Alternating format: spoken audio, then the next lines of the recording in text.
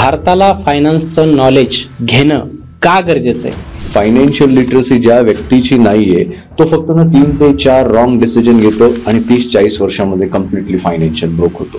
20-22 वर्षाचा मुलगा जो नुकतंच त्याचं एज्युकेशन पूर्ण करून बाहेर पडलेला आहे आणि त्याने त्याची फॅमिली प्लॅनिंग कशा पद्धतीने सुरू करायला पाहिजे की त्यांनी रीतसर त्यांचं पहिल्यांदा 6 महिन्याचा एमर्जन्सी फंड उभा करणं फार गरजेचं आहे. तुम्ही म्हटलात की ज्या या महागड्या ब्रँडच्या वस्तू आहेत म्हणजे तुमची घडी असेल, तुमचे सूट असतील, तुमचे गॉगल्स असतील, तर हे इन्व्हेस्टमेंट ॲसेट आहेत.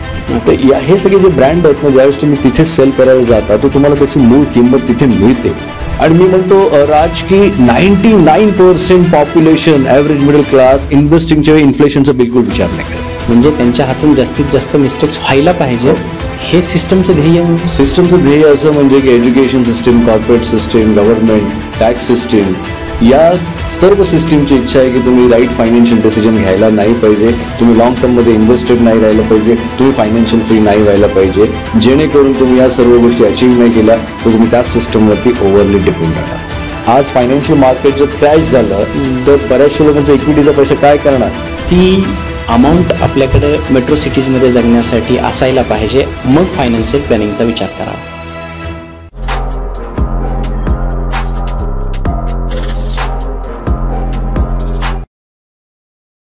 संवादातून उत्थान हे आपल्या राजमंचाचं ब्रीदवाक्य आहे. म्हणूनच आपण प्रत्येक पॉडकास्टमध्ये विविध क्षेत्रातील अनेक मान्यवर मंडळींना या मंचावरती बोलवतो आणि त्यांच्याकडून तुमच्या, माझ्या आणि संपूर्ण महाराष्ट्राच्या मनातील विविध प्रश्न विचारून त्यांची उत्तरं याच मंचाच्या माध्यमातून तुमच्यापर्यंत पोहोचवतो आणि महाराष्ट्राला सर्वार्थाने समृद्ध करण्याचा खारीचा वाटा उचलतो. ज्या देशामध्ये सर्वात जास्त धनसंपत्ती आहे, पैसा आहे, त्याच देशात सर्वात जास्त गरीब लोक सुद्धा आढळतात. इथे कुठंतरी आपण फायनान्स एज्युकेशनमध्ये चुकत आहोत किंवा फायनान्शियल एज्युकेशनमध्ये कुठेतरी आपण मागे पडत आहोत, हे त्याचं द्योतक आहे असं मला वाटतं. आपण आयुष्यात, मी मागच्या एका पॉडकास्टमध्ये सुद्धा बोललो होतो की अन्न, वस्त्र आणि निवारा या आपल्या मूलभूत गरजा आहेत असं सांगितलं जातं, परंतु जर आपल्याकडे पैसाच नसेल तर आपण यातली कुठलीच गोष्ट विकत घेऊ शकत नाही, हे तेवढंच तथ्य आहे. म्हणून आजच्या काळातली सर्वात महत्त्वाची गोष्ट, सर्वात महत्त्वाची गरज हे पैसा आहे. तो पैसा कसा कमवायचा, कसा वाढवायचा, कसा वाचवायचा आणि वाचवलेला पैसा कसा वाढवायचा याचं गणित ज्याला जमलं तो खरा फायनान्स मास्टर. आणि याच फायनान्सचे सर्व धडे घेण्यासाठी त्या फायनान्स सेक्टरमधला एक जबरदस्त मास्टर आपल्यासमोर बसलेले आहेत. त्यांचं नाव आहे नितीन घाडगे सर. नमस्कार सर. नमस्कार राज सर. खूप खूप धन्यवाद तुमचे सर, तुम्ही या मंचावरती आलात. धन्यवाद.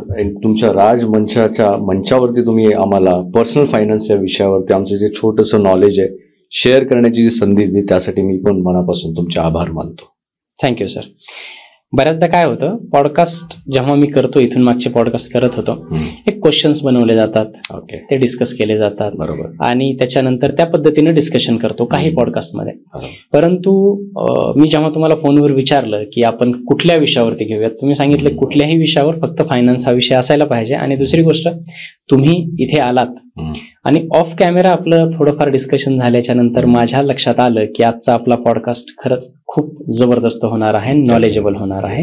कारण एक प्रचंड हुशार व्यक्ती आज माझ्यासमोर बसलेली आहे हे मला ऑफ कॅमेरा समजलं. म्हणून आज मी तुमच्यावर सोपवतो सर, ही चर्चा कशा पद्धतीने झाली पाहिजे. भारताला फायनान्सचं नॉलेज घेणं का गरजेचं आहे, प्रत्येकाने फायनान्स इंडिपेंडंट किंवा फायनान्शियल एज्युकेट होणं का गरजेचं आहे, ते मला तुमच्याकडून ऐकायला आवडेल. डेफिनेटली. पण सुरुवात करण्याच्या आधी तुम्ही मला असं म्हणालात की तुम्ही प्रचंड हुशार आहात, तर मी रेक्टिफिकेशन करतो, तुम्ही प्रचंड हुशार नाहीये. येस, पण 16 वर्षाच्या प्रॅक्टिसमध्ये बरेचसे प्रिन्सिपल जे फायनान्सचे आहेत, वेल्थचे आहेत, त्या सर्व गोष्टी फॉलो केल्यानंतर जे रिझल्ट आलेला आहे ते रिझल्ट मी तुमच्यासोबत शेअर करणार आहे. तुमचा प्रश्न जो आहे की भारताला फायनान्शियल लिटरसीची का गरज आहे. 142 कोटीची आपली लोकसंख्या आहे आणि 142 कोटीच्या लोकसंख्येमध्ये आजही आपण बघितलं तर बिलो म्हणजे 1% पेक्षा कमी लोकांकडे नेटवर्थ साधारण 30 ते 40 लाख रुपयाचं आहे. पण जर उत्पन्न बघितलं तर आज भारतीय पॉप्युलेशन हायली एज्युकेशन मध्ये आहे, फायनान्शियल लिटरेट आहे. पण प्रॉब्लेम असा होतो की लोकांकडे फायनान्शियल लिटरसी नसल्या कारणाने बरेचसे रॉंग फायनान्शियल डिसिजन घेतले जातात. एक व्यक्ती श्रीमंत का बनत नाही राज, तर याचं पहिलं कारण मी असं म्हणेन की तुम्ही किती चांगले फायनान्शियल डिसिजन घेता हे मॅटर करतं. पण त्याचबरोबर किती वाईट फायनान्शियल डिसिजन घेण्यापासून स्वतःला अवॉइड करता हे पण तितकंच महत्वाचं आहे. म्हणजे आपण म्हणतो की गोल्फच्या खेळामध्ये ना किती रॉंग शॉट तुम्ही अवॉइड करताना त्यावरती तुम्ही तो खेळ जिंकणार की नाही हे ठरतं. सिमिलरली फायनान्शियल लाईफमध्ये फायनान्शियल लिटरसी ज्या व्यक्तीची नाहीये तो फक्त ना 3 ते 4 रॉंग डिसिजन घेतो आणि 30-40 वर्षामध्ये कम्प्लिटली फायनान्शियल ब्रोक होतो. तर मला असं वाटतं की फायनान्शियल लिटरसी आज काळाची गरज आहे आणि योग्य फायनान्शियल नॉलेज देणं यासाठी आम्ही नेहमीच प्रयत्न करत असतो. तुमच्यासारखे असे मंच आहेत जे आम्हाला आमंत्रित करतात. आमचं इंटेन्शन हेच आहे, जे स्कूल कॉलेज एज्युकेशन सिस्टीम मध्ये शिकवलेलं नाहीये, कॉर्पोरेटमध्ये शिकवलेलं नाहीये, ते एज्युकेशन आमच्या प्रॅक्टिसने तुमच्या समोर आणणं. बरं सर, काय असायला पाहिजे परफेक्ट फायनान्शियल प्लॅनिंग एका व्यक्तीची? आणि मी सुरुवातीलाच अगदी ऍड्रेस करण्याचा प्रयत्न करेन जे की जेनझी मुलं आहेत. फॉर एक्झाम्पल, एक 20-22 वर्षाचा मुलगा जो नुकतंच त्याचं एज्युकेशन पूर्ण करून बाहेर पडलेला आहे, एक सर्टन अमाऊंट ऑफ त्याच्या हातात पडते आणि त्याने त्याची फॅमिली प्लॅनिंग कशा पद्धतीने सुरू करायला पाहिजे? उत्कृष्ट प्रश्न आहे. आणि सुरुवात करण्याच्या आधी ही राईट जनरेशन आहे, पॉवरफुल जनरेशन, यांचं नॉलेज आणि यांची एनर्जी खूप अफलातून आहे. पण प्रॉब्लेम काय की यांचं फायनान्शियल लिटरसी असं विखुरलेलं आहे ना, त्यामुळे त्यांच्या हातून जास्तीत जास्त मिस्टेक व्हायला पाहिजे हे सिस्टमचं ध्येय आहे. तर एका यंग मुलाचं जेनझी, मला समजलं नाही, सॉरी सर, म्हणजे त्यांच्या हातून जास्तीत जास्त मिस्टेक्स व्हायला पाहिजेत हे सिस्टमचं ध्येय? म्हणजे सिस्टमचं ध्येय असं म्हणजे की education system, corporate system, government, tax system, या सर्व सिस्टीमची इच्छा आहे की तुम्ही राईट फायनान्शियल डिसिजन घ्यायला नाही पाहिजे, तुम्ही लॉंग टर्म मध्ये इन्व्हेस्टेड नाही राहिलं पाहिजे, तुम्ही फायनान्शियल फ्री नाही व्हायला पाहिजे. जेणेकरून तुम्ही या सर्व गोष्टी अचीव्ह नाही केल्या तर तुम्ही त्या सिस्टमवरती ओव्हरली डिपेंड राहणार. अच्छा, तर या सिस्टमवरती डिपेंड राहण्यासाठी ना आपल्याकडे फायनान्शियल लिटरसी फार विखुरलेली आहे. तर एका सर्वसामान्य जेनझी मध्ये जर बघितलं तर या व्यक्तीकडे ना पहिली गोष्ट आहे की वेळ आहे त्याच्याकडे खूप सारा. कारण यंग 25 वर्षाची मुलं आहेत, जॉबला जात आहेत, चांगलं अर्न करतात. जसं खूप सारे सॉफ्टवेअर इंजिनियर्स आहेत, त्यांचा पगार वयाच्या 25व्या वर्षी $1,00,000-2 लाख पण आहे. तर अशा जनरेशननी काय करायला पाहिजे की त्यांनी रीतसर त्यांचं पहिल्यांदा 6 महिन्याचा एमर्जन्सी फंड उभा करणं फार गरजेचं आहे. कारण यंग मुलं म्हटली तर साहजिक आहे त्यांची इच्छा होणार की लाईफस्टाईलवरती खर्च करणं. आज लाईफस्टाईल जर बघितलं तर मेजॉरिटी यंग जनरेशनचं तिथे कल आहे आणि असायला पण पाहिजे. पण तुम्हाला ही गोष्ट माहिती पाहिजे की जोपर्यंत तुम्ही सफिशियंट पैसे नाही कमवत किंवा सफिशियंट ऍसेट्स बनवत नाही तोपर्यंत लाईफस्टाईलचा खर्च करणं तुम्हाला अवॉइड करायचंय. पण आता तुमचं $1,00,000-2 लाख यंग जनरेशन मध्ये उत्पन्न आहे तर तुम्ही पहिले 6 महिन्याचा तुमचा जो काही खर्च आहे तो खर्च पहिल्यांदा सेव्हिंग बँकमध्ये थोडा आणि एका लिक्विड अकाउंट मध्ये थोडंसं पार्क करणं गरजेचं. सुरुवात तुम्हाला लिक्विड अकाउंट मध्ये एमर्जन्सी फंड तुमचं बनवणं, त्याच्यानंतर तुम्हाला जर तुमची फॅमिली फायनान्शियल डिपेंड आहे तुमच्यावरती तर स्वतःला प्रोटेक्ट करणं आणि मग प्रोटेक्शन नंतर तुम्हाला एक इन्व्हेस्टमेंट प्लॅनसाठी एक फायनान्शियल प्लॅन असणं गरजेचं आहे, ज्यामध्ये तुमचे 2 ते 3 फायनान्शियल गोल तुम्हाला सेट करायचे. जसं तुम्हाला 25 वर्षाच्या तर 15 वर्षानंतर तुम्हाला रिटायर व्हायचं. कारण यंग जनरेशनचा मेजर प्रॉब्लेम काय की त्यांना जास्त वेळ काम नाही करायचं, त्यांना नोकरीमध्ये जास्त वेळ घालवायचा नाही, कारण स्ट्रेस पण त्यांना खूप काही मोठ्या प्रमाणामध्ये. तर अशा सिच्युएशन मध्ये यंग जनरेशनने फायनान्शियल फ्रीडम हा गोल ठेवावा. कारण 10 ते 15 वर्ष त्यांना त्या गोलला अचीव्ह करण्यासाठी लागणारच बेअर मिनिमम. जर शांततेत जरी गेले ना तरी एक सर्वसामान्य व्यक्ती 10 ते 15 वर्षामध्ये फायनान्शियल प्लॅनिंग रिव्ह्यू करून गॅरंटेड 100% राज फायनान्शियल फ्री होऊ शकतो. तर यंग जनरेशनने या पद्धतीने जायचंय, फायनान्शियल फ्रीडम गोल. आणि मग घर वगैरे जो काही घ्यायचंय ते त्यांच्या फायनान्शियल प्लॅन मध्ये पाहिजे की घर एका बजेटमध्ये घेणं पण तितकंच गरजेचं आहे. कारण जनरली आपल्याकडून मिस्टेक कुठली होते फायनान्शियल लाईफमध्ये की आपण ओव्हरस्ट्रेच करून घर घेतो. म्हणजे ₹1,00,000 ज्याचा पगार आहे त्याला घर घेताना ही गोष्ट अंडरस्टँड करायची की त्याचं अॅन्युअल इन्कमच्या 2x 3x घराची व्हॅल्यू पाहिजे. म्हणजे ₹1,00,000 त्याचं इन्कम आहे, ₹12 लाख वर्षाचं इन्कम झालं तर 12 लाखाची 3 टाइम होतात 36 लाख. आज पुण्याच्या ठिकाणी 36 लाखामध्ये घर कुठे मिळतं? पण त्यामुळे काय होतं की आपण ओव्हरस्ट्रेच करतो आणि 50-60 लाखाचं घर घेतो. ही पहिली मिस्टेक आहे आणि या मिस्टेकनी एक सर्वसामान्य व्यक्ती 10 वर्ष पाठी येते. आणि म्हणून प्लॅनिंग इतकं महत्वाचं आहे की जेनझी तुमची जी जनरेशन आहे ना माझ्यासाठी खूप प्रिय जनरेशन आहे. पण वाईट याच गोष्टीचं वाटतं की ही जनरेशन डिस्ट्रॅक्ट आहे. अजून काय मिस्टेक करतात जेनझी लोक? जेनझी लोक काय त्यांची मिस्टेक आहे मेजरली त्यांचा लाईफस्टाईलकडे कल असतो. त्यांना झटपट श्रीमंत होण्याची इच्छा असते. कारण वॉरन बफेट सरांच्या, चार्ली मंगर सरांच्या एका इंटरव्ह्यू मध्ये पण त्यांनी ही गोष्ट नमूद केलेली. त्यांनी इंटरव्ह्यू मध्ये ही गोष्ट त्यांना विचारली गेली की एक सर्वसामान्य व्यक्ती तुम्ही जे सांगता ते प्रिन्सिपल अप्लाय करून श्रीमंत का नाही? त्यांचं मत असं होतं त्याच्यावरती की सर्वसामान्य व्यक्तीला लॉंग टाइम थांबून श्रीमंत नाही व्हायचंय, त्यांना झटपट श्रीमंत व्हायचंय. राज, एक गोष्ट अंडरस्टँड करा, 2020 स्पेसिफिकली कोविडच्या नंतर नॉलेज वर्ल्ड खूप इव्हॉल्व्ह झालेलं आहे. म्हणजे तुमच्या फिंगर टिप्सवरती अँपल ऑफ नॉलेज आहे, स्पेसिफिकली इव्हॉल्व्ह. म्हणजे काही गोष्टी चांगल्या आहेत पण काही गोष्टी अशा आहेत की नॉलेज आता फार डिस्टर्ब झालेलं आहे. तर डिस्ट्रक्टिव्ह नॉलेज हे यंग जनरेशनला घातक आहे, कारण यंग जनरेशन त्याच knowledge through do it your सेल्फच्या कॉन्सेप्टवरती त्यांचं मॅनेजमेंट करतात. तर ही गोष्ट यंग जनरेशननी अवॉइड करावी की एका सल्लागाराचा एका लेवलनंतर सल्ला घेणं फार गरजेचं आहे, जेणेकरून तुमचा पैसा तुम्ही वाचवता, वेळ वाचवता आणि महत्वाची गोष्ट तुमची एनर्जी वाचवता. नावडेज एनर्जी जर तुमची डिस्टर्ब झाली तर लॉंग टाइम मध्ये तुम्ही जी वेल्थ क्रिएट करायची, कारण वेल्थ क्रिएशन हा एक सिरियस गेम आहे आणि हा एक रिस्की गेम आहे. ते दोन्ही गोष्टी जर तुम्हाला अचीव्ह करायच्या असतील तर तुमच्याकडे एनर्जी लागते आणि ती एनर्जी राईट फोकस्ड आणि क्लॅरिटीवाली एनर्जी लागेल. तर या मिस्टेक तुम्हाला अवॉइड करणं फार गरजेचं, स्पेसिफिकली यंग जनरेशनला.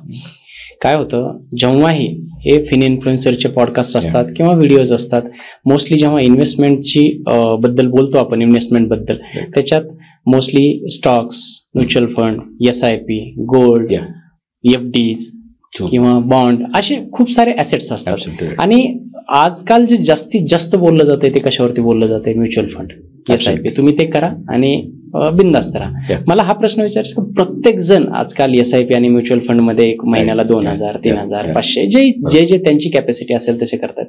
हे जेवढं दिसतंय, म्हणजे तुम्ही महिन्याला 3000, 5000 गुंतवा, 10 वर्ष गुंतवा, 20 वर्ष ठेवा आणि नंतर ते काढा, त्याची एक मोठी तगडी अमाऊंट तुमच्या हातात. हे इतकं सगळं इझी आहे का? सर, स्ट्रॅटेजीमध्ये तुम्ही एका टूलवरती दाखवलं की तुम्ही 20,000 रुपये, म्हणजे आम्ही पण ज्यावेळेस प्लॅनिंग करतो तेव्हा काही स्ट्रॅटेजिक आम्ही टूल्स कॅल्क्युलेशन करतो. जसं एक 40 वर्षाची व्यक्ती आमच्याकडे जर प्लॅनिंग करायला आली तर त्याच्याकडे समजा सरप्लस महिन्याचा उरतोय, त्याला रिटायरमेंट प्लॅनिंग करायचंय आणि साधारण त्याच्याकडे 50,000 रुपये इन्व्हेस्टेबल सरप्लस उरतायत महिन्याला, आणि हे 50,000 त्याला 40व्या वर्षी त्याच्या रिटायरमेंटसाठी इन्व्हेस्ट करायचे. तर 20 वर्षामध्ये 15% कंपाऊंडिंग ROI ने, बिलीव्ह नाही करणार राज, 7.5 कोटी होतात. पण 20 वर्ष तुम्ही ग्रोथ ऍसेट मध्ये इन्व्हेस्टमेंट कंटिन्यू करणं हे फार चॅलेंजिंग आहे. कारण या 20 वर्षामध्ये बऱ्याच गोष्टी होतात, फ्लक्च्युएशन येतं ग्रोथ ऍसेट्स मध्ये. शेअर मार्केटमध्ये नावडेज तुम्ही बघितलं असेल, इकॉनॉमी फार प्रेशरमध्ये, जिओ पॉलिटिकल सिस्टम फार प्रेशरमध्ये, इन्फ्लेशन वाढलेलं आहे, RBI इंटरेस्ट रेट वाढवलेले आहेत, बऱ्याचशा गोष्टी, इव्हन कंपनीचे प्रॉफिट्स नाही होते, कंपनीचं एक्सपान्शन नाही होते, GDP जेवढी ग्रो करायला पाहिजे तेवढी GDP ग्रो होत नाही. याचा अर्थ काय होतो? इकॉनॉमीमध्ये प्रेशर आहे. अशा सिच्युएशन मध्ये जर मार्केटमध्ये काही करेक्शन झाले 10-15-20%, तर सर्वसामान्य व्यक्ती काय करते? 4 वर्षामध्ये आम्ही कधी करेक्शन बघितले नाही. तर करेक्शन बघितले नाही, ज्यावेळेस करेक्शन होतं या गोष्टी सेल करतात. आणि राज, एक गोष्ट अंडरस्टँड करा की भारताचं ऍव्हरेज फायनान्शियल मार्केटमध्ये, स्पेसिफिकली इक्विटी मार्केटमध्ये इन्व्हेस्टमेंटचा जो एक्सपिरियन्स आहे हा साधारण 3.5-4 वर्ष फक्त आहे. त्याच्यावरती लोक करत नाहीत इन्व्हेस्टमेंट. रिझन काय की त्यांना इन्स्पिरेशनच नाही मिळत. ज्यावेळेस तुमचे गोल सेट असतात, ऑब्जेक्टिव्ह सेट असतात, तुमच्याकडे प्लॅन असतो, त्यावेळेस तुम्ही इन्स्पायर असता. इट जस्ट लाईक जर तुम्ही डॉक्टर आहात तर डॉक्टर ज्यावेळेस डायग्नोज केल्यानंतर आपल्याला क्लॅरिटी येते की मला हा आजार आहे, या आजारासाठी मला या ट्रीटमेंटवरती काम करायचं, या ट्रीटमेंटवरती काम करण्यासाठी मला इतके दिवस लागणार आहे, रिकव्हरीला इतके दिवस लागणार आहे. Everything is plan. But Wien it comes finance, लोक काय करतात? ब्लाइंड डिसिजन घेतात आणि ब्लाइंड डिसिजन फार घातक असते, रिस्की असते. म्हणजे तुमच्या म्हणण्यानुसार की हे mutual fund, SIP long term साठी तुम्ही रिझल्ट देऊ शकता, पण व्यक्ती तिथे स्टॅग्नंटली, पेशंटली राहू शकत नाही, असं म्हणायचंय का? Absolutely right. म्हणजे काय माहितीये का, तुम्हाला फायनान्शियल मॅनेजमेंटमध्ये तुम्हाला ही गोष्ट अंडरस्टँड करायचं आहे की रिस्क मॅनेजमेंट एक पार्ट असतो, राईट? तो रिस्क मॅनेजमेंटमध्ये प्रत्येक इंडिव्हिज्युअलला 4 मेजर फायनान्शियल रिस्क मला फेस करायचं आहे. पहिली रिस्क येते कॅपिटल लॉस रिस्क. आता कॅपिटल लॉस रिस्क म्हणजे नावामध्येच आहे की तुम्ही जे मुद्दल इन्व्हेस्ट केलंय, कॅपिटल इन्व्हेस्ट केलंय, हे इन्व्हेस्ट केल्यानंतर तुम्हाला कधी गमवायचं नाहीये, ठीक आहे? दुसरी रिस्क येते व्होलॅटिलिटी रिस्क. आता व्होलॅटिलिटी रिस्क म्हणजे तुम्ही जर फायनान्शियल मार्केटमध्ये या कुठल्याही व्होलॅटाईल ऍसेट्समध्ये, रिअल इस्टेटमध्ये इन्व्हेस्ट करताय तर काही काळासाठी व्होलॅटिलिटी येणार. आता ह्या व्होलॅटिलिटी मधून बाहेर पडल्यानंतर थोड्या वेळानंतर तुम्हाला वेल्थ क्रिएट करता येऊ शकते. तो व्होलॅटिलिटी रिस्क कोणाला येते माहितीये का? जास्तीत जास्त व्होलॅटिलिटी रिस्क मध्ये कोण मरतात? की ज्यांनी एकाच पद्धतीच्या ऍसेट क्लासमध्ये 80-90% इन्व्हेस्ट केलेले. जसं तुम्ही बघितलं 2020 मध्ये सगळेजण म्हणतात की म्युच्युअल फंड मध्ये, आणि स्पेसिफिकली म्युच्युअल फंड पण वास्ट आहे, त्याच्यामध्ये पण इक्विटीमध्ये.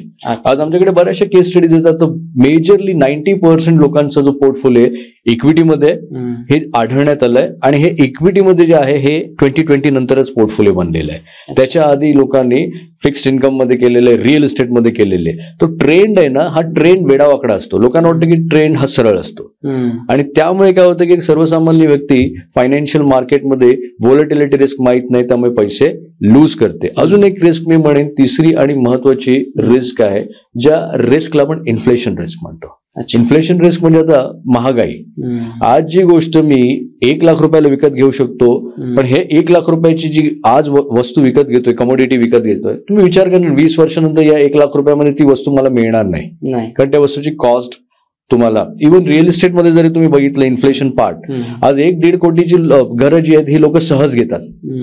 पण हेच 20 वर्षापूर्वी आपल्या आई वडिलांनी जे घर घेतलं, हे 4-5 लाख रुपयाचं घर घेतलेलं, म्हणजे दॅट मीन्स जो इन्फ्लेशन कॉस्ट आहे तो किती मोठा आहे. तो इन्फ्लेशन ही एक रिस्क आहे.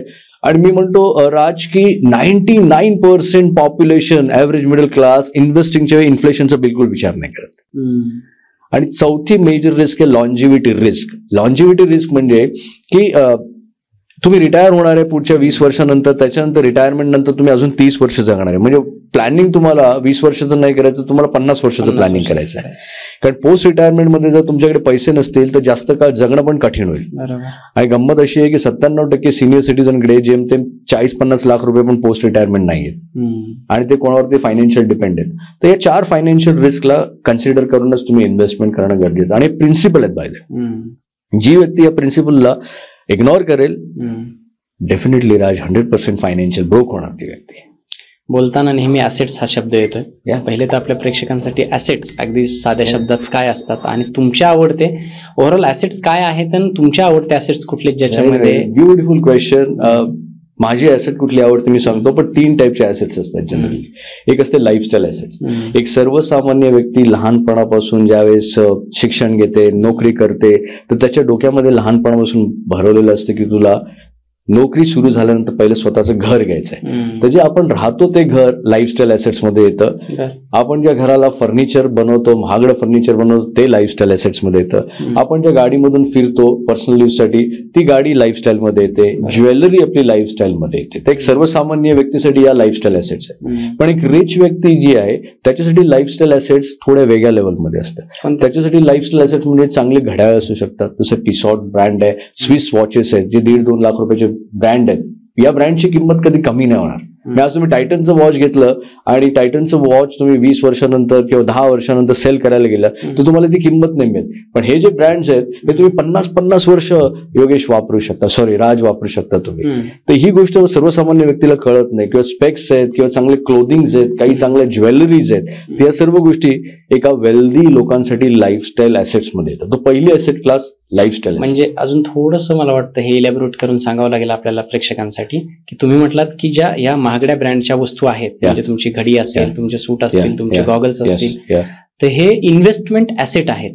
याच्यामध्ये तुम्ही इन्व्हेस्ट करू शकता. ते कशी करू शकता, ते नंतर कुठे विकले जातात, थोडं इलॅबोरेट करू. कसं माहितीये का, बघा लाईफस्टाईल ऍसेट जे आहेत ना, एक वेल्दी लोक काय करतात की जे ओल्ड मनी ब्रँड आले, त्याला आम्ही म्हणतो की ओल्ड मनी ब्रँड म्हणजे 100-150 वर्ष जुने जे कंपनीज आहेत. जसं मी हा स्पेक्स घातलेला आहे, हा माउंट ब्लँकचा हा स्पेक्स आहे, ठीक आहे. तर या स्पेक्सची किंमत लाख रुपयापर्यंत जाते.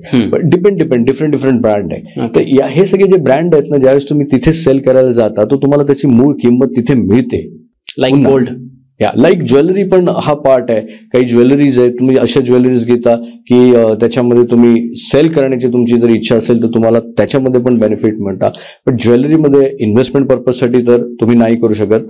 फिजिकल गोल्डच्या पेक्षा ETF मी म्हणेन. पण लाईफस्टाईलमध्ये मी मेजरली अजून थोडं इलॅबोरेट करतो की जसं गोल्डची मेंबरशिप पण लाईफस्टाईल ऍसेट क्लासमध्ये येते. हा, म्हणजे एखादी प्रीमियम गोल्ड मेंबरशिप ज्यावेळेस तुम्ही बाय करता तर त्यावेळेस गोल्डची मेंबरशिप कोण घेतं?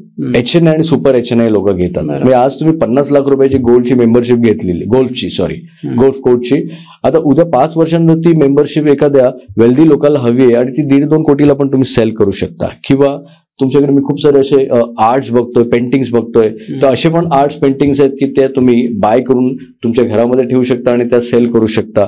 तर या सर्व लाईफस्टाईल ऍसेट्स. अर्थातच आता या ज्या तुम्ही गोष्टी मेन्शन केल्या तिथे त्याची किंमत खूप जास्त असते. ऍब्सोल्युटली, म्हणजे किंमत जास्त असते, पण तुम्हाला ही गोष्ट पण माहिती पाहिजे ना की जर तुम्ही लाईफस्टाईल मध्ये राहण्यासाठी आणि फिरण्यासाठी एवढे लोन घेता, मग ही गोष्ट घेण्यामध्ये काय गैर नाहीये माझ्या मते. किंवा वन ऑफ द इन्व्हेस्टमेंट म्हणजे माझ्याकडे असा एक कोट आहे की पुढच्या 50 वर्ष मी तो घालू शकतो.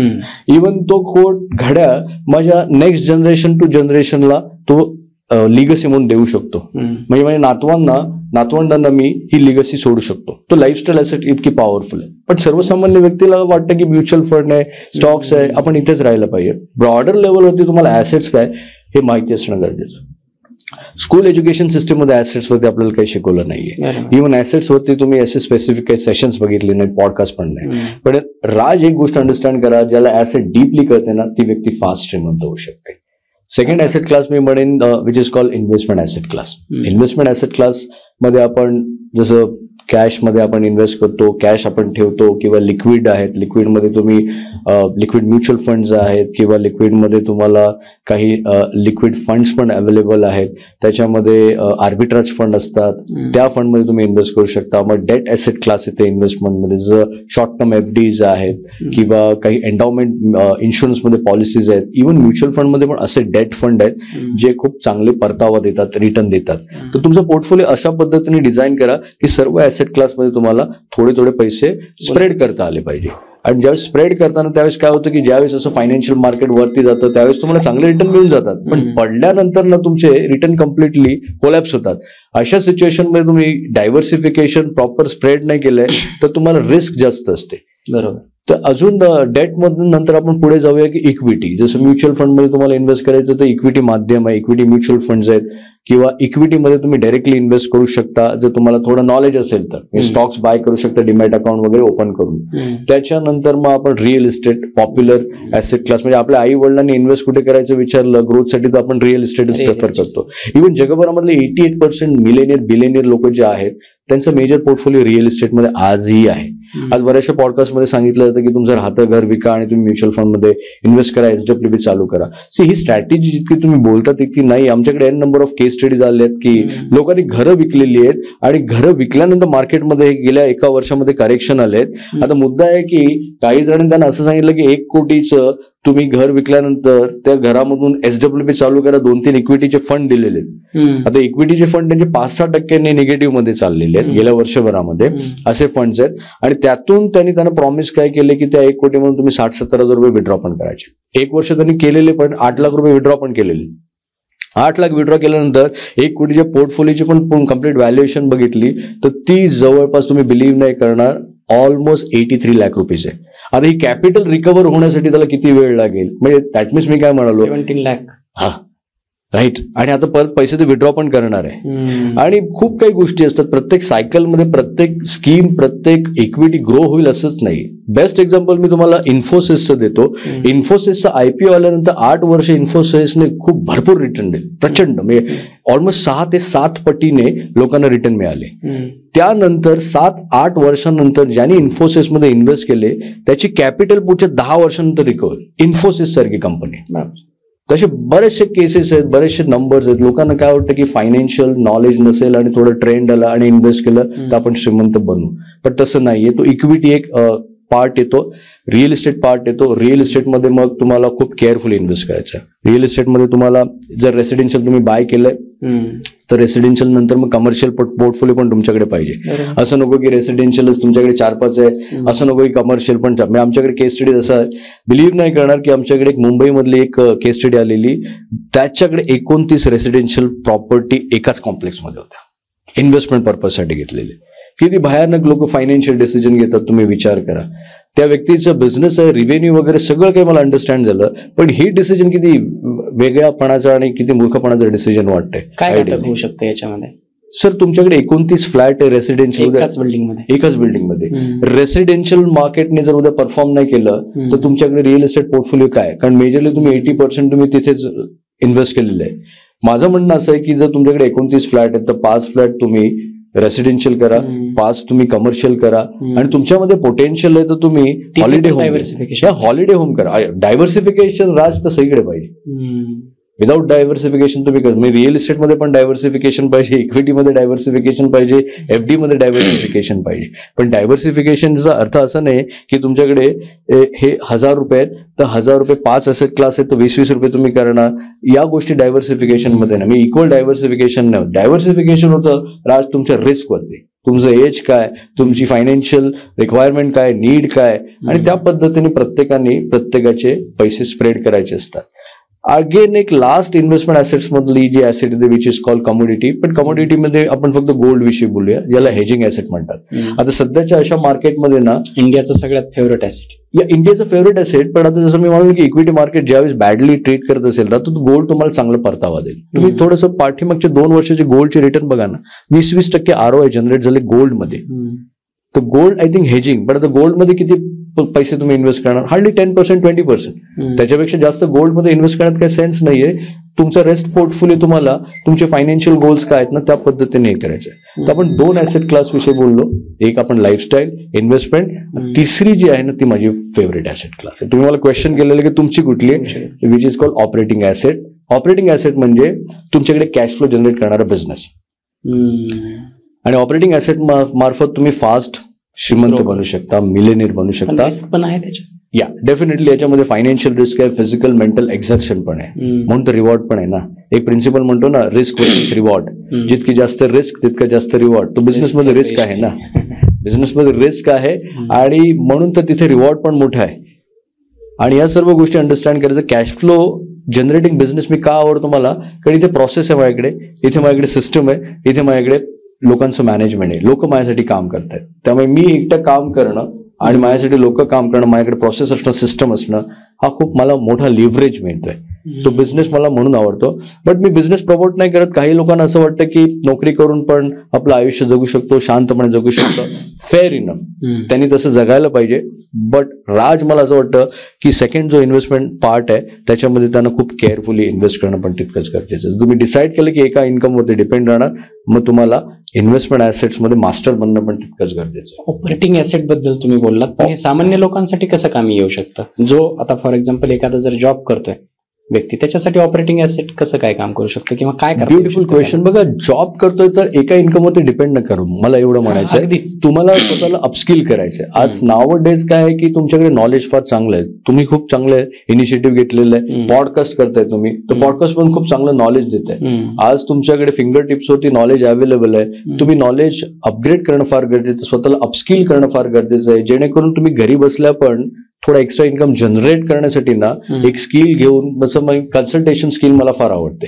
कन्सल्टेशन म्हणजे की तुम्ही एका स्पेसिफिक डोमेन मध्ये तुम्ही मास्टर होता, एक्सपर्ट होता, आणि मग लोकांचा प्रॉब्लेम तुम्ही सॉल्व्ह करता. जसं आम्ही फायनान्शियल डोमेन मध्ये आम्ही काय करतो की लोकांचे फायनान्शियल चॅलेंजेस काय, प्रॉब्लेम काय आयडेंटिफाय करतो आणि कन्सल्टेशन फीस चार्ज करतो. तर अशा बऱ्याचशा ऑप्शन्स आहेत राज, की एक सर्वसामान्य व्यक्ती आठवड्यातून 5 दिवस काम करतो.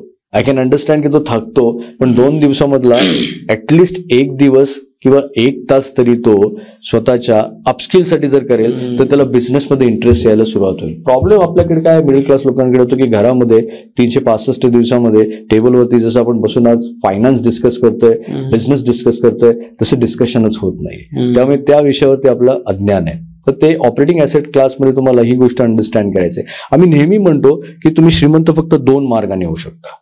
नंबर 1, एक तर तुमचा पैसा तुमच्यासाठी हार्डवर्क करायला पाहिजे, पैशाने पैसा हार्डवर्क करायला पाहिजे. हे केव्हा होईल? ज्यावेळेस तुम्ही पैशाला स्ट्रॉंग ट्रेनिंग देणार, राईट? नॉट नेसेसरी पैसा. तुम्हाला लिव्हरेज कॉन्सेप्ट माहिती असेल, तुम्हाला इन्व्हेस्टर आणण्याची गोष्ट माहिती असेल तर तुम्ही ते पण करू शकता, राईट? म्हणजे आता मी रिसेंटली 2 दिवसापूर्वी एक आर्टिकल वाचलेलं आहे. तर उदय कोटक जे आहेत, जे कोटक महिंद्रा बँकेचे मेन चेअरपर्सन आहेत, तर त्यांच्या स्टोरी अशी आहे की त्यांनी सुरुवातीच्या काळामध्ये टाटाजला ही एक अपॉर्च्युनिटी दिलेली आणि इन्व्हेस्टर आणलेले त्यांच्यासाठी, आणि तिथून त्यांच्या माइंडमध्ये ही गोष्ट आलेली. त्यांनी विचारलं की त्यांच्या एक प्रोजेक्टमध्ये त्यांना किती पैसे लागणार आहेत आणि ते पैसे उभे करण्यासाठी ते काय ऑप्शन आहेत, तर त्यांनी बँकेकडून घेतात. तर त्यांनी काय केलं, इन्व्हेस्टरकडून तो पैसा आणला आणि मधले 3-4% जो पार्ट आहे ना तो प्रॉफिट म्हणून त्यांना मिळाला, तिथून त्यांची ती जर्नी स्टार्ट झालेली. तर याला म्हणतात लिव्हरेज कॉन्सेप्ट. लिव्हरेज म्हणजे की दुसऱ्याच्या पैशांनी आपले पैसे बनवणं. बरोबर. पण त्याच्यासाठी तुम्हाला त्यात मास्टर असणं गरजेचं असणं, स्किल असणं तुम्हाला गरजेचं आहे. पण शेवटी काय की तुम्हाला पैशाची आवड असेल ना, तर तुम्ही या संधी शोधण्याचा प्रयत्न करता.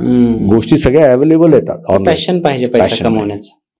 तिन्ही गोष्टींचं पॅशन पाहिजे. एक तर पैसे कमवण्याचं, मॅनेजमेंटचं आणि मल्टिप्लाय करणं आणि प्रिझर्वेशन, या सर्व गोष्टींचं पॅशन असणं फार गरजेचं आहे. तुम्ही ऑपरेटिंग ऍसेट बद्दल जे बोललात ना, ते मला खूप आवडले. कारण प्रत्येकाने काय होतं की एक सेकंड इन्कम सारखंच बघू शकतो आपण त्याला, की तुम्ही जेही काम करताय त्याच्या बाजूला एक स्किल नक्कीच शिकली पाहिजे. 5 दिवस तुम्ही तुमच्या कामाला देताय तर 2 दिवस स्किल शिकण्यासाठी दिल्या पाहिजे. त्या स्किल तुम्हाला पुढे घेऊन जाते. Absolutely right. बरोबर.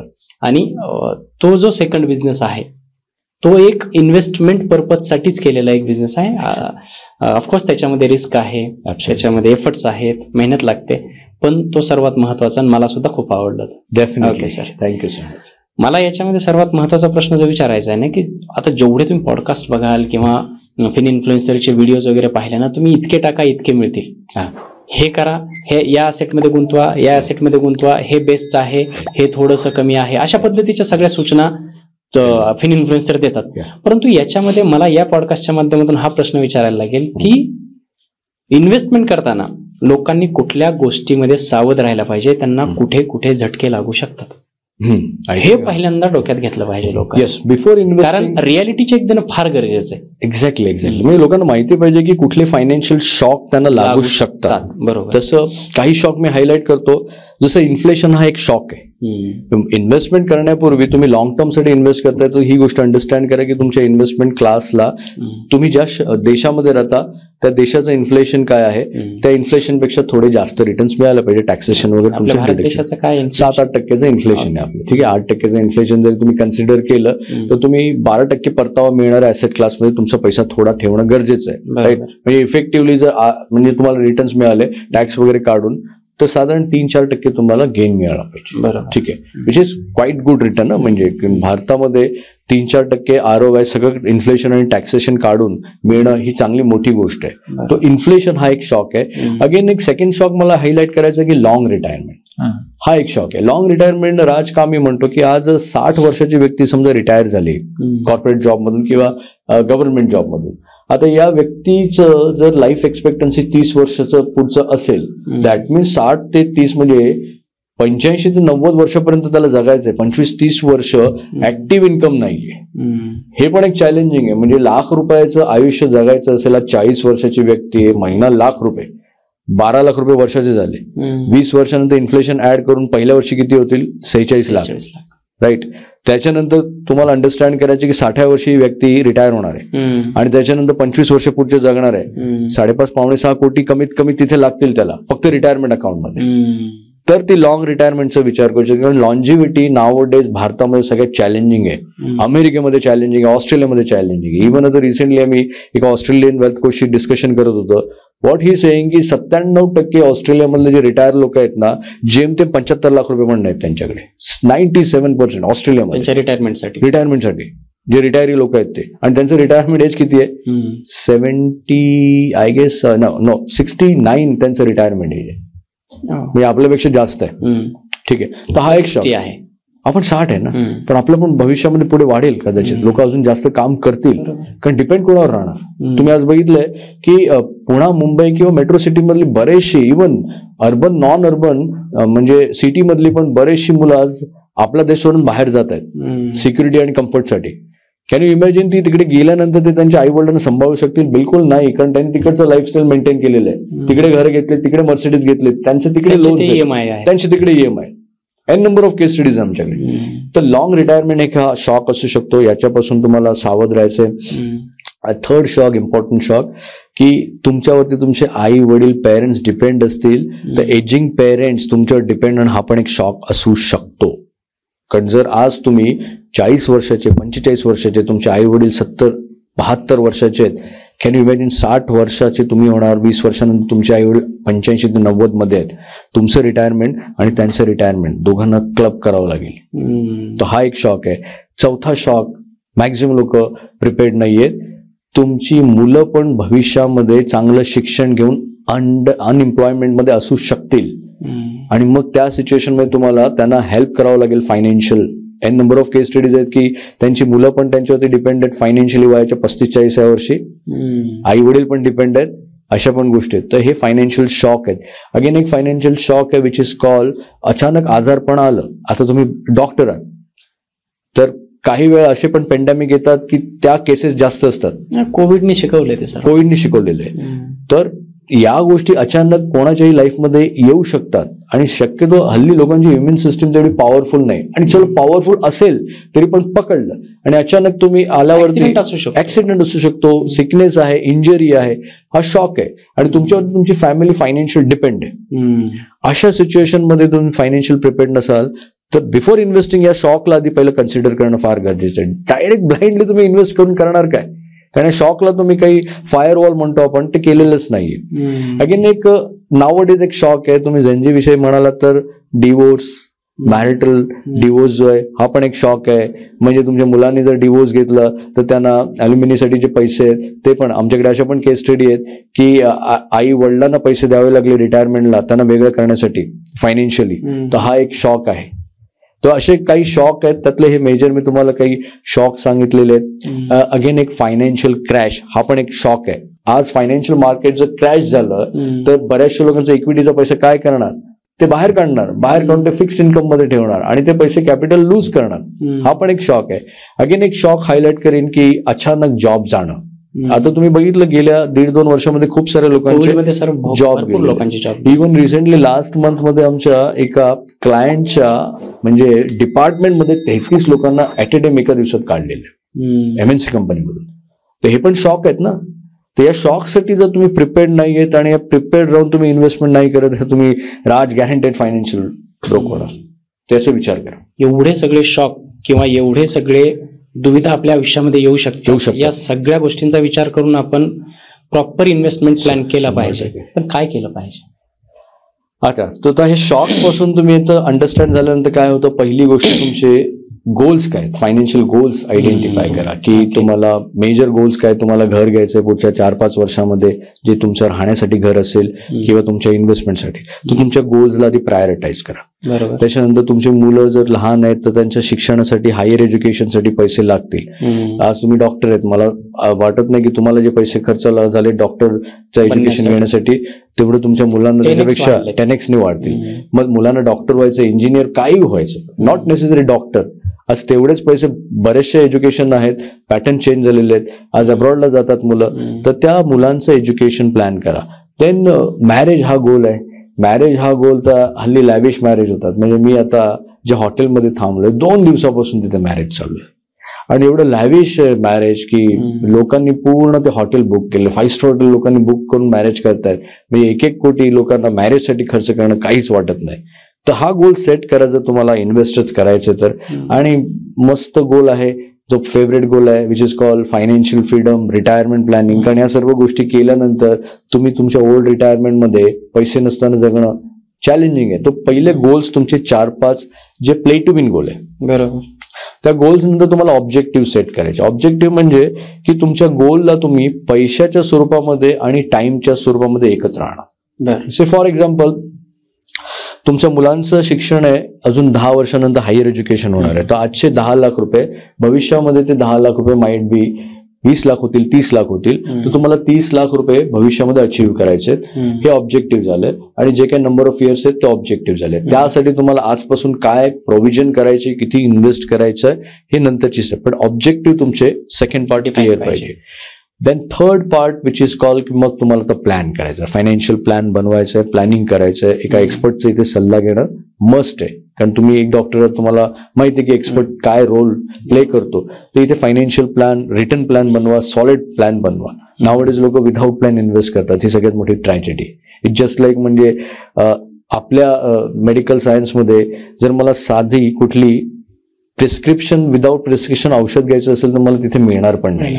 पण लोक विदाऊट प्रिस्क्रिप्शन ना फायनान्शियल ऍसेट्स बाय करतात. ही ट्रॅजेडी. तो प्लॅन बनवा. तिसरी गोष्ट मी सजेस्ट करेन. चौथी गोष्ट, तुम्हाला असे काही प्रिन्सिपल्स माहिती पाहिजे ज्या प्लॅनिंग मध्ये तुम्हाला हेल्प करतील. जसं रिस्क वर्सेस रिवॉर्ड एक प्रिन्सिपल आहे. तुम्हाला माहिती पाहिजे की कुठल्या ऍसेट्स मध्ये रिस्क आहे आणि काय रिवॉर्ड आहे. कारण जास्त रिस्क घेतली तर तुम्हाला जास्त रिवॉर्ड मिळेल. जसं stock market, equity, real estate, या सर्व गोष्टी ज्या आहेत ना जास्त तुम्हाला रिस्की आहेत बट रिवॉर्ड पण देतात. पण याचा अर्थ असा नाही की तुम्ही जास्त रिवॉर्ड आहे म्हणून प्रमाणाच्या बाहेर जास्त रिस्क घेणार, हे होत नाही. सेकंड थिंग, कंपाऊंड इंटरेस्ट कसं वर्क होतं हे पण तुम्हाला माहिती पाहिजे. आता कंपाऊंड इंटरेस्टचं मी आता बेस्ट एक्झाम्पल देईन की रिसेंटली आम्ही एक प्लॅनिंग केलेलं पोस्ट रिटायरमेंट प्लॅनिंग होतं. त्या गृहस्थांकडे जवळपास सर्व ऍसेट्स काउंट करून 3 कोटीपर्यंत ऍसेट जमा होतात. ठीक आहे, 60व्या वर्षी ती आता व्यक्ती रिटायरमेंट मध्ये जाणार. ऑन एन एव्हरेज 1.5 लाख रुपये त्यांचा महिन्याचा खर्च आहे. आम्ही 2 लाख रुपये जर आजपासून विड्रॉ केले 3 कोटीवरती आणि हे सतत त्यांनी पुढचे 25-30 वर्ष जरी केले तरी पुढच्या पिढीला ते ऍसेट अलोकेशन प्रॉपर असेल तर लगभग बिलीव्ह नाही करणार 50 कोटीपर्यंत भेटेल. विड्रॉल केले तरी ऍब्सोल्युट. विड्रॉवल किती 2 लाख प्रमाणे 30-35 वर्षामध्ये 8.5 ते 9 कोटी विड्रॉवल करतात. आज त्याच्याकडे समजा 3 करोड रुपये आहेत, तो प्रत्येक महिन्याला 1.5 लाख रुपये 2 लाख रुपये तुम्ही विड्रॉ केले, कारण तो खर्च आहे त्यांचा. पण हे 3 कोटी तुम्हाला अशा पद्धतीने फायनान्शियल प्लॅन करायचं, डायव्हर्सिफिकेशन करायचं आहे की over the period through out the life या जन्मी तरी तुमचा पैसा नाही संपणार आणि पुढच्या जन्मापर्यंत तुमच्या पुढच्या पिढीला चांगले तुम्ही पैसे दिले पाहिजे. तो 3 कोटी जर आज तुम्ही प्रॉपर डायव्हर्सिफिकेशन केले, डायव्हर्सिफिकेशन केल्यानंतर, कारण हा डायव्हर्सिफिकेशन ऍसेट अलोकेशन एक प्रिन्सिपल आहे, मेजॉरिटी लोकांना माहित नाहीये, त्यामुळे तुम्ही पण सरप्राईज झाला. असं कसं होईल? 2 लाख रुपये विड्रॉ केलं महिन्याला, वर्षाला किती झाले? 24 लाख रुपये. 24 लाख ते 30 वर्षामध्ये साधारण तुम्ही 8.5 कोटी विड्रॉ करताय. 3 कोटी मधून 8.5 कोटी विड्रॉ करताय, परत 50 कोटी नेक्स्ट जनरेशनला पण देऊन जातात. यालाच तर म्हणतात ना डायव्हर्सिफिकेशन, ऍसेट रिबॅलन्सिंग. हे प्रिन्सिपल मध्ये तुम्हाला मास्टर होणं गरजेचं आहे आणि मास्टर असलेल्या कोचेस सोबत जाणं गरजेचं आहे. नुसती स्ट्रॅटेजी तुम्हाला चालणार नाही. इव्हन 4 कोटीचं पण एक्झाम्पल दिलं म्हणजे 20 वर्षांत तुम्ही 4 कोटी अचीव्ह केले, पुढच्या पिढीला तुम्ही 110 कोटी देऊन जाणार. पण लोकांना ना या सर्व गोष्टींमध्ये इंटरेस्टच नाहीये. प्रिन्सिपल वीक असल्या कारणाने या सर्व गोष्टी हिडन आहेत आजही लोकांकडे. त्याच्यानंतर मग येते स्ट्रॅटेजी आणि टॅक्टिक्स की कशा पद्धतीने तुम्हाला आता स्ट्रॅटेजी बनवायची. रिटायरमेंटसाठी तुम्हाला म्युच्युअल फंड मध्ये इन्व्हेस्ट करायचंय, रिटायरमेंटसाठी तुम्हाला एनपीएस मध्ये इन्व्हेस्ट करायचंय, रिटायरमेंटसाठी तुम्हाला डीमॅट अकाउंट ओपन करून काही इंडेक्स मधले स्टॉक्स बाय करायचे. That is called strategy. Then त्याच्यामध्ये स्ट्रॅटेजीमध्ये इन्शुरन्स तुमचं अकाउंट ओपन करणं ही एक स्ट्रॅटेजी आहे. पीपीएफ अकाउंट ओपन करायचंय, सुकन्याचं अकाउंट ओपन, या स्ट्रॅटेजी येतात. या 4थ्या स्टेजमध्ये येतात. 5व्या स्टेजला येतं की आता इन्व्हेस्टमेंट प्रोडक्ट चूज करायचे. म्हणजे तुम्ही डायग्नोज करता त्यालाच किती वेळ लागतो. डायग्नोज केल्यानंतर मग बऱ्याचशा वेळानंतर कळतं की खूप सारे डायग्नोसिस झाल्यावरती आता आपल्याला हा प्रॉब्लेम आहे, आपल्याला ही सर्जरी करावी लागेल. तर नंतर येतो तुमचं इन्व्हेस्टमेंट प्रोडक्ट चूज करणं मग सोपं होतं. आणि मग फायनली मग लास्ट स्टेज येते विच इज कॉल्ड रिव्ह्यू. वर्षातून तुम्हाला 1 ते 2 रिव्ह्यू करणं मस्ट आहे. मग तो तुमच्या पोर्टफोलिओला रिबॅलन्सचा रिव्ह्यू असेल आणि तुमचं नेटवर्क किती तुम्ही जमा केलं, एकदा कमीत कमी एकदा. आय वुड रेकमेंड की 2 ते 3 वेळा. जर ते केलं तर तुम्हाला कळतं, तुम्ही इन्स्पायर राहता, तुम्हाला माहिती आहे की तुम्ही ऑन ट्रॅक आहे, तुम्हाला माहिती आहे की तुम्हाला ऍसेट अलोकेशन केलेलं त्याच्यामध्ये काही रिबॅलन्स करायचं. तर रिबॅलन्स हा पण एक प्रिन्सिपल आहे. हा प्रिन्सिपल काय की जर तुम्ही डिसाईड केलं की 60% तुम्ही इक्विटीमध्ये इन्व्हेस्ट करणारे स्पेसिफिक तुमचे गोल्स आहेत त्याप्रमाणे आणि तुम्ही 60% इन्व्हेस्ट केले, भविष्यामध्ये 1 वर्षानंतर हे 60% तुमचे मार्केटने चांगलं परफॉर्म केलं म्हणून 70% झाले. तर रिबॅलन्स मध्ये तुमचा रोल काय आहे की जे 70% झाले त्यातलं 10% जो आहे गॅप, तो 10% पुन्हा तुमच्या मूळ ऍसेट फिक्स्ड इन्कम मध्ये जे डिसाईड होता आधीपासून त्याच्यामध्ये गेला पाहिजे. या पद्धतीने तुम्ही कुठल्याही फायनान्शियल मार्केटमध्ये ना ब्रोक नाही होणार. रिव्ह्यू रिबॅलन्स. तो रिव्ह्यू होतो कुठल्या केसेसमध्ये? मेजर लाईफ इव्हेंट होता, जसं नोकरी गेली किंवा नवीन नोकरी जॉईन केली, त्यावेळेस पगार वाढतो, त्यावेळेस रिव्ह्यू केले जातात. किंवा घरामध्ये अचानक कोणाची डेथ झाली, त्यावेळेस रिव्ह्यू करणं गरजेचं आहे. त्याच्यानंतर तुम्ही काही मेजर फायनान्शियल डिसिजन घेणार आहे, घर घेणं, गाडी घेणं, तर त्यावेळेस रिव्ह्यू केलं पाहिजे. या काही छोट्याशा इव्हेंट्सला रिव्ह्यू केलं ना, आय डोंट थिंक सो राज, एक सर्वसामान्य की 10 वर्ष फार मॅक्सिमम फायनान्शियल फ्री व्हायला लागेल. पण प्रॉब्लेम असेल की 10 वर्ष पण लोकांना लॉंग टर्म वाटतात. पेशन्सच नाही, पेशन्स नाहीये, क्लॅरिटी नाहीये, डिसिप्लिन. क्लॅरिटी नसल्या कारण डिसिप्लिन नसू शकतो, कमिटमेंट लेवल लूज होते, सर्वच गोष्टी होतात. फक्त कुठे चुकतायत बरं? म्हणजे ओव्हरऑल काय झालेलं आहे की कोविड आफ्टर आफ्टर कोविड, की हे जे फायनान्सचं नॉलेज आहे ते खूप पसरलंय. जागोजागी तुम्हाला फिन इन्फ्लुएन्सर दिसतील, ते तुम्हाला गाईड करतायत, ऐकतायत. आणि एक जर कोर मेंटॅलिटी पाहिली लोकांची, तर त्याच्यामध्ये प्रत्येकाला इन्व्हेस्ट करायचं आहे. प्रत्येकाला वाटतं, आता कोणाला वाटणार नाही की माझ्याकडे माझ्या रिटायरमेंटमध्ये पर्टिक्युलर अमाऊंट पाहिजे, एवढी अमाऊंट. पण ते एक्झिक्यूट का होत नाही, किंवा कुठे चुकतंय, डिस्ट्रॅक्शन्स काय आहेत, हे फार महत्वाचं आहे. सो चुकतंय राज इथे की बघा, पहिल्याच्या काळामध्ये प्रॉब्लेम काय होता, लॅक ऑफ नॉलेज. म्हणजे आपल्या आई वडिलांना आज जेवढं नॉलेज आहे तेवढं नॉलेज नव्हतं. त्यांच्याकडे रिसोर्सेस पण लिमिटेड होते. म्हणजे एफडी मध्ये इन्व्हेस्ट करणार, पीपीएफ, गोल्ड, कदाचित चांगलंही होतं असं मला वाटतं. कधी कधी I think best over knowledge best होतं ते. लॅक ऑफ नॉलेज ते बेस्ट होतं ते. पण प्रॉब्लेम काय की ते लोक लॅक ऑफ नॉलेज मध्ये फक्त सेव्ह करत होते, ते इन्व्हेस्ट नव्हते करत. कारण त्यांचं नॉलेज त्यांच्याकडे देणारी ती व्यक्ती नव्हती. ऍडवायझर कुठे होते? आपल्या आई वडिलांकडे कोण ऍडवायझर येत होता? नावडेज तर आता तुम्ही पॉडकास्ट, गोल्ड, रिअल इस्टेट, जे फॅमिलियर जे ऍसेट क्लास होतो, जे गोल्ड आणि रिअल इस्टेट. पण रिअल इस्टेटमध्ये लोक इन्व्हेस्ट पण नाही करायचे. आपले आई वडील काय करायचे की आपलं राहण्याचं घर झालं आणि ते घर अपग्रेड केलं, कारण तेवढा पगार पण नव्हता. तर चुकताय तिथे की लॅक ऑफ नॉलेज त्यांचा प्रॉब्लेम होता. Nowadays problem lack of knowledge नाही, टू मच नॉलेज आहे. Too much knowledge, information overloaded आहे. पण ते सुपरफिशियल आहे, सगळं सुपरफिशियल आहे, पण ओव्हरलोडेड आहे ना. हाफ नॉलेज इज डेंजर म्हणतो आपण तशा पद्धतीने. Half knowledge is even worse than zero knowledge. म्हणजे झिरो नॉलेज पेक्षा म्हणजे खूप डेंजर काम आहे ते हाफ नॉलेज असणं. तर डिस्ट्रॅक्शन त्यामुळे झालेलं आहे की इन्फॉर्मेशन ओव्हरलोडेड आहे. आता ओव्हरलोडेड इन्फॉर्मेशन असेल तर काय चुकतं मी तुम्हाला सांगतो. सर्वात महत्वाची गोष्ट, तुम्ही फास्ट नाही करू शकत. कुठली? तुम्ही फास्ट डिसिजन नाही घेऊ शकत. बरोबर. कारण ओव्हरलोड नॉलेजमध्ये काय होतं, तुम्ही सातत्याने रिसर्च करत राहता. रिसर्च करण्याच्या नादामध्ये काय होतं की तुम्ही प्रोकास्टिनेशन, दिरंगाई करायला लागतं. डिसिजन घ्यायला ज्यावेळेस तुम्ही दिरंगाई करता, योग्य डिसिजन कुठली की आज तुम्ही थोडंसं रिसर्च केलं आणि इमिजिएट डिसिजन घेतली, आणि डिसिजन जर चुकली तर त्याला मॅनेज करणं, which is call right decision आपण त्याला म्हणतो. मग हा जो प्रॉब्लेम आहे ना, त्याने परत मग थर्ड प्रॉब्लेम होतो. थर्ड प्रॉब्लेम म्हणजे डिस्ट्रॅक्शन वाढतं. जसं हिस्ट्रीमध्ये जेवढं डिस्ट्रॅक्शन नव्हतं तेवढं आज आहे, तुम्ही पण मानता. आणि या डिस्ट्रॅक्शन मग चौथा प्रॉब्लेम काय होतं की लोक, कुठले डिस्ट्रॅक्शन आहेत आजच्या काळामध्ये?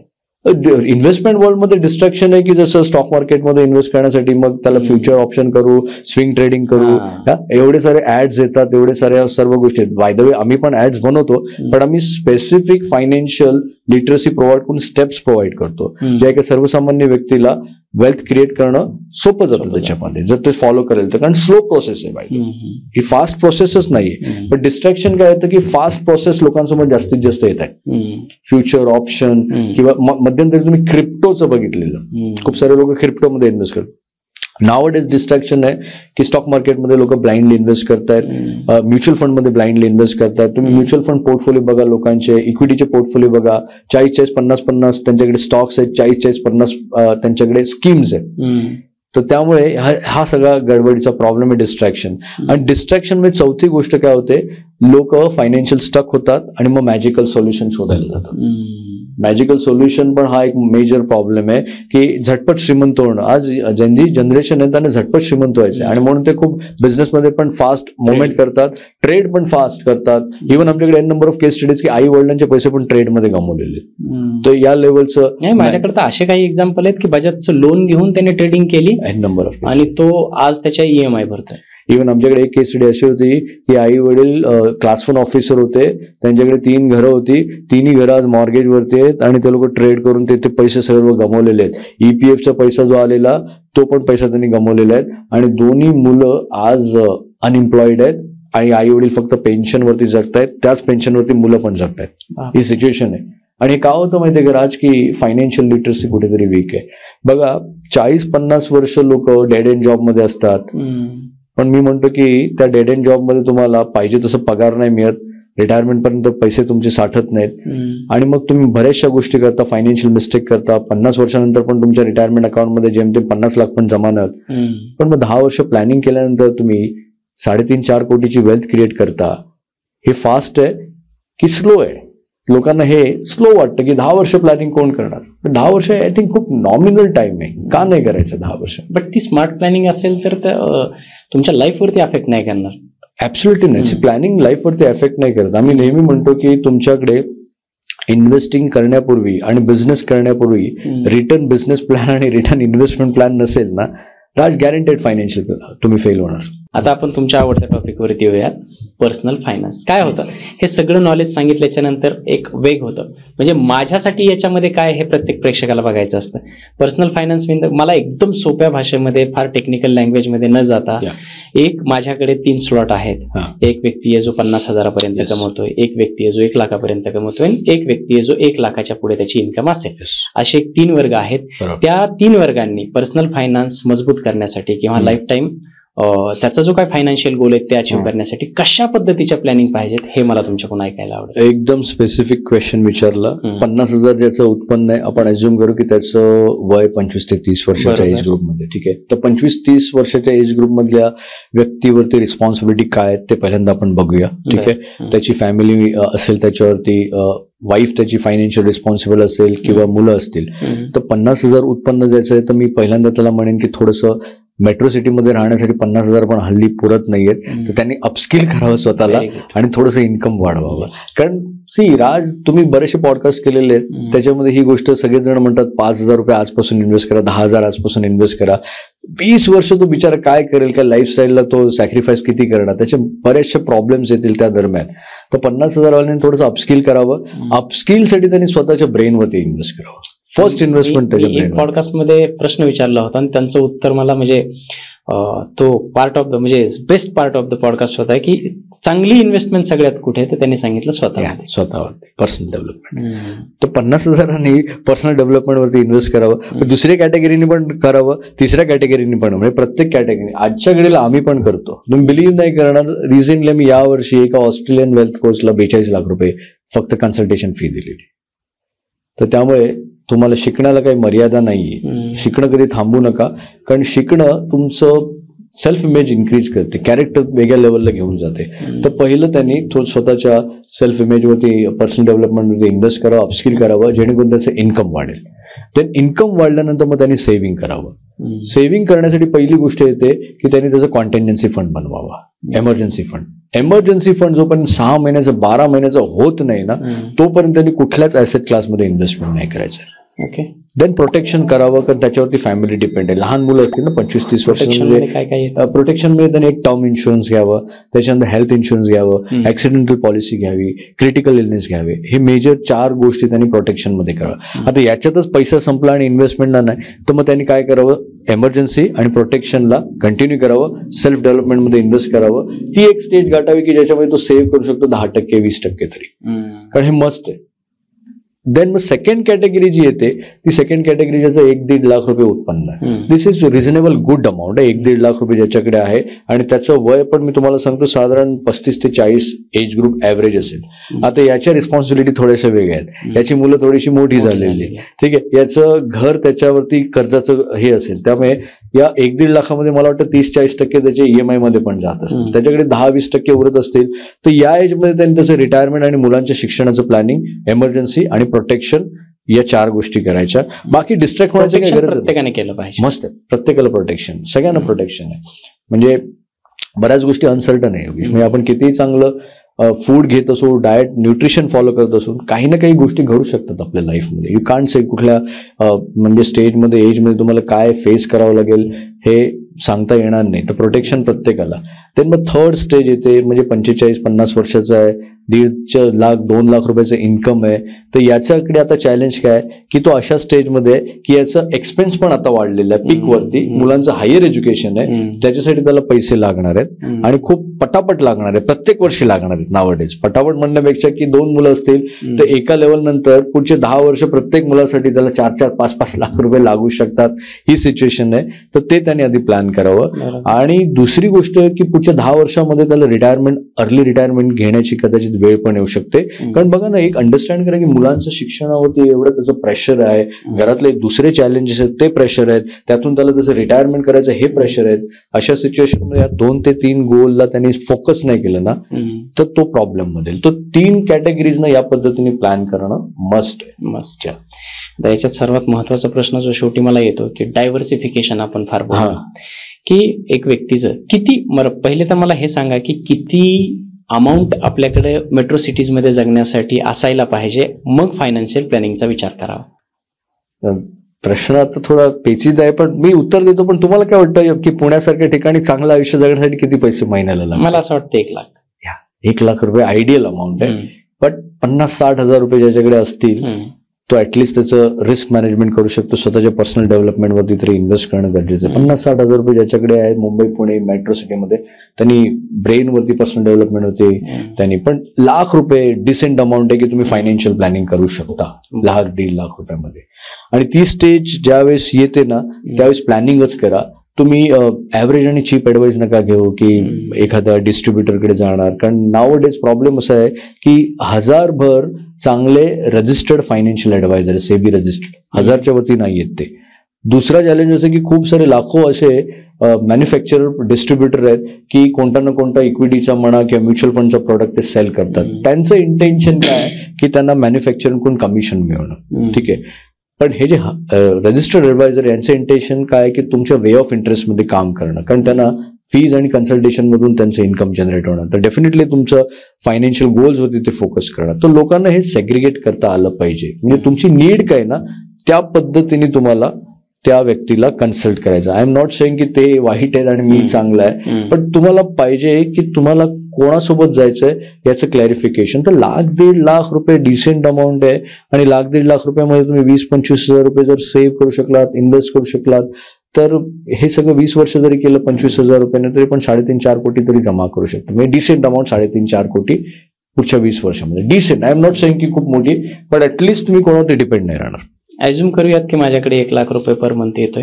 ठीक आहे, माझ्याकडे 2 ऑप्शन आहेत. एक तर मी सेल्फ इन्व्हेस्टमेंट करू किंवा एखादा जो लीडर आहे किंवा काय बोलू शकतो आपण त्यांना, वेल्थ कोच आहे, एक्सपर्ट आहे, त्यांच्याकडे जाऊ. मी प्रॉपर एज्युकेशन घेऊन जर इन्व्हेस्टमेंट करतो आणि एखाद्या एक्सपर्ट कडून करतो, काय फरक पडतो?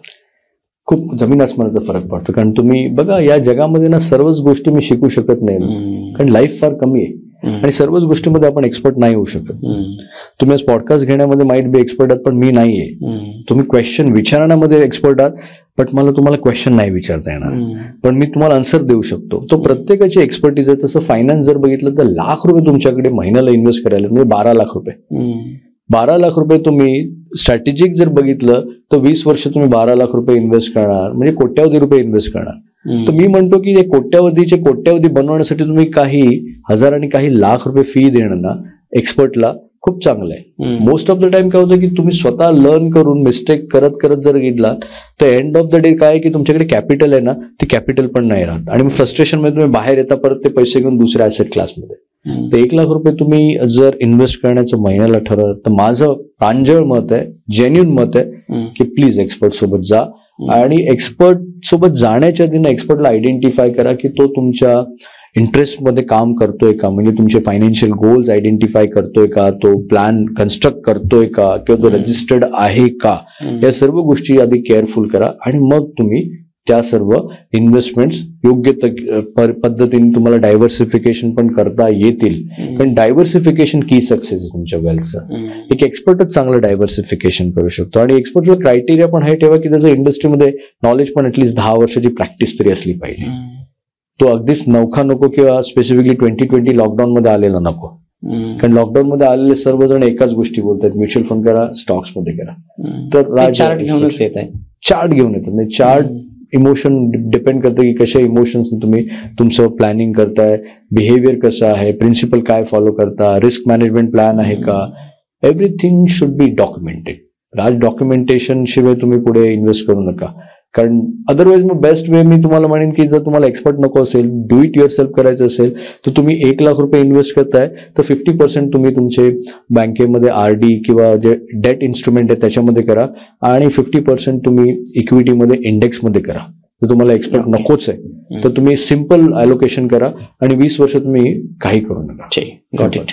मला पर्सनली हे आतापर्यंतचे जे झालेलं कॉन्व्हर्सेशन आहे ते आवडलेलं आहे. माझा पर्सनल समजा किंवा प्रेक्षकांच्या बिहाफमध्ये हा प्रश्न समजा की हा पॉडकास्ट ऐकून आपण प्रत्येक वेळेस म्हणतो की ठीक आहे सेल्फ एज्युकेटिंग पण पाहिजे, परंतु जेव्हा तुम्ही हार्ड अर्न मनी मोठ्या प्रमाणात एखाद्या सेक्टरमध्ये टाकताय किंवा ऍसेटमध्ये टाकताय तेव्हा तुम्हाला एक्सपर्टची सुद्धा गरज असते. तुम्ही ॲज अ एक्सपर्ट म्हणून आज इथे बसलेले आहेत. पॉडकास्ट पाहिल्याच्या नंतर माझ्यासारखा कुणीही एखादा व्यक्ती आहे ज्याला तुमच्याकडे यायचं किंवा एक स्ट्रॉंग फायनान्शियल प्लॅनिंग करायची, तुम्ही कशी हेल्प करता, रादर दुसरं मला त्याच्यातच प्रश्न हा विचारायचा की तुम्ही नेमकं काय करता. एक्झॅक्टली. कारण हे इंट्रोडक्शन सुरुवातीला पाहिजे होतं, पण माझा पॅटर्न हा होता की मला तुमचं नॉलेज पहिले लोकांना एक्सप्लोर होऊ देत आणि मग तुम्ही काय करता आणि तुम्ही लोकांची हेल्प याच्यामध्ये कशी करू शकता हे मला ऐकून घ्यायला आवडेल. पहिली गोष्ट की हा पॉडकास्ट पाहिल्यानंतर कोणाला आमची प्रोफेशनल ऍडवाइस हवी असेल तर मी एवढाच सल्ला देईन की आमचे काही फ्री सेशन्स होतात. जनरली आमची प्रॅक्टिस अशी आहे की तुमचं फायनान्शियल नॉलेज अशा लेवलला घेऊन जाणं की जेणेकरून तुम्हाला एक स्ट्रक्चर्ड नॉलेज मिळतं आणि तुम्ही फायनान्शियल कॉन्फिडंट होता. कारण हा पॉडकास्ट बघून फक्त तुम्ही आमच्या जवळ प्लॅनिंग करायला याल तर ते कदाचित चुकेल, कारण बऱ्याचशा गोष्टी प्रिन्सिपल तुम्हाला अजून माहीत नाहीये. तर त्या प्रिन्सिपल लर्न करण्यासाठी आमचे काही फ्री सेशन्स होतात, तर ते फ्री सेशन्स अटेंड करा. हे ऑनलाईन असतात. आम्ही ऑफलाईन इव्हेंट पण बरेचसे करतो. ऑफलाईन इव्हेंट तुमच्या शहरामध्ये असेल तर तिकडेही तुम्ही नॉमिनल कॉस्ट मध्ये जॉईन होऊ शकता. या सर्वांची माहिती कुठे मिळू शकते? या सर्वांची माहिती पाहिजे तर आपण डिस्क्रिप्शन मध्ये एक ग्रुपची लिंक शेअर करू. तुम्ही ग्रुपमध्ये फ्रीमध्ये कनेक्ट झाल्यानंतर तुम्हाला त्यामध्ये ऑनलाईन इव्हेंटची लिंक मिळेल, ऑफलाईन इव्हेंटची लिंक मिळेल, जे पण आहे ते तुम्हाला तिथे माहिती मिळेल. एकदा का तुम्ही तुमचं नॉलेज एका लेवलला घेऊन गेल्यानंतर ना थोडं नेक्स्ट लेवलला थोडंसं अपग्रेडेड नॉलेज घ्या, जेणेकरून पैसे इन्व्हेस्ट करण्याच्या आधी ना नॉलेजमध्ये आधी इन्व्हेस्ट करा. जर तुम्ही स्वतः तुमचं प्लॅनिंग करणार असाल तरी पण मी हाच सल्ला देईन की नॉलेजमध्ये इन्व्हेस्ट करा.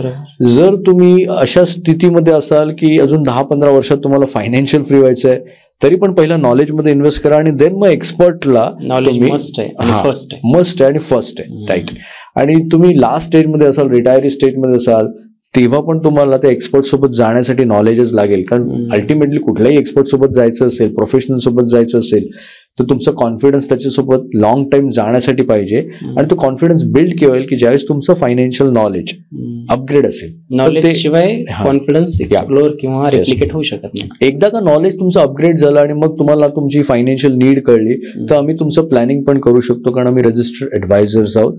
जेणेकरून आम्ही फायनान्शियल प्लॅनिंग तुमचं कशा पद्धतीने झालं पाहिजे यावरती पण आम्ही तुम्हाला अपॉर्च्युनिटी देऊ शकतो. पण हा एक योग्य आणि ऑथेंटिक मार्ग आहे. मी डायरेक्टली कोणावरही कोणी ट्रस्ट नाही ठेवू शकत आणि ठेवायलाही नाही पाहिजे असं माझं मत आहे. तर थोडंसं वेळ घालवा त्या एक्सपर्ट सोबत. 15 दिवस 20 दिवसाचे काही सेशन्स असतील तर गो थ्रू करा, किंवा 1 डे सेशन्स असतात, 2 डे सेशन्स असतात, 1-2 तासाचे सेशन्स असतात, काही फार मोठे सेशन्स नसतात. बट विदाउट नॉलेज तुम्ही तुमचा हार्ड अँड मनी म्हणजे कष्टाने कमवलेला पैसा इन्व्हेस्ट नका करा. ग्रेट, जबरदस्त पॉडकास्ट आहे हा. पॉडकास्ट पर्सनली माझा one of the favourite podcast झालेला आहे आज, असं मला सांगायला आवडेल. आणि दुसरी गोष्ट, हा पॉडकास्ट मुळात आवडण्याचं कारण काय आहे की फायनान्स लर्निंग किंवा फायनान्स लिटरसीमध्ये बोलायला गेले की लोक म्युच्युअल फंड, SIP, FD याच्याबद्दलच बोलतात. याच्या पलीकडचे जे काही ॲसेट्स आहेत किंवा मार्ग आहेत आणि ते सांगण्याचा कोणी प्रयत्न करत नाही, ते या पॉडकास्टमध्ये झालेले. त्यामुळे माझा हा one of the favourite podcast आहे आणि प्रेक्षकांना सुद्धा तो तेवढाच आवडेल याची मला संपूर्णपणे खात्री आहे. तुम्हाला हा पॉडकास्ट पाहिल्याच्या नंतर काही प्रश्न पडले असतील तर नक्कीच ते कमेंटमध्ये आम्हाला विचारायचे. आम्ही प्रत्येक कमेंट वाचतो आणि तुमच्या बिहाफमध्ये मी सरांना विनंती करेल की जर असं वाटलंच की आपल्याला या गोष्टींवरती डीपली जायचंय तर आपण पुन्हा सरांना विनंती करून या मंचावरती बोलवण्याचा प्रयत्न करून. मला खात्री आहे तुम्ही सर याल पुन्हा नक्कीच. डेफिनेटली. आणि दुसरी गोष्ट, जसं सरांनी सांगितलं की त्यांचे जे काही सेशन्स असतात नॉलेज घेण्यासाठी, कारण नॉलेज नेच माणूस फक्त वाईज होऊ शकतो, इतर कुठल्याही गोष्टीने नाही. नॉलेज आले की पैसाही तुमच्या मागे येणार. सरांकडून तुम्हाला नॉलेज घ्यायचं असेल तर त्यांचे फ्री सेशन्स जे काही असतील त्यांच्या सर्वांच्या लिंक्स, सरांना कनेक्ट करायचे असतील तर त्यांच्या कॉन्टॅक्ट डिटेल्स, सरांचे सर्व सोशल मीडिया हँडल्स या सर्वांच्या लिंक्स आपण डिस्क्रिप्शनमध्ये देणार आहोत. तुम्ही सरांना कनेक्ट करू शकता. सरांवर आणि राजमंचवरती तुमचं सर्वांचं प्रेम असंच राहू द्या. हा पॉडकास्ट पूर्ण बघा, हा फार इन्फॉर्मेटिव्ह आणि तुमचा हार्ड अर्न मनी वाचवणारा आहे, वाढवणारा पॉडकास्ट आहे, एवढंच मी सांगेल. इथून पुढे अजून एक रिक्वेस्ट आहे की तुम्हाला कुठले गेस्ट या मंचावरती पुन्हा बघायला आवडतील ते सुद्धा कमेंट करा. त्यांना आम्ही या मंचावरती घेऊन येण्याचा पुरेपूर प्रयत्न करू आणि तुम्हाला प्रत्येकाला, महाराष्ट्राला सर्वार्थाने सर्वांगीण पद्धतीने समृद्ध करण्याचा प्रयत्न करत राहू.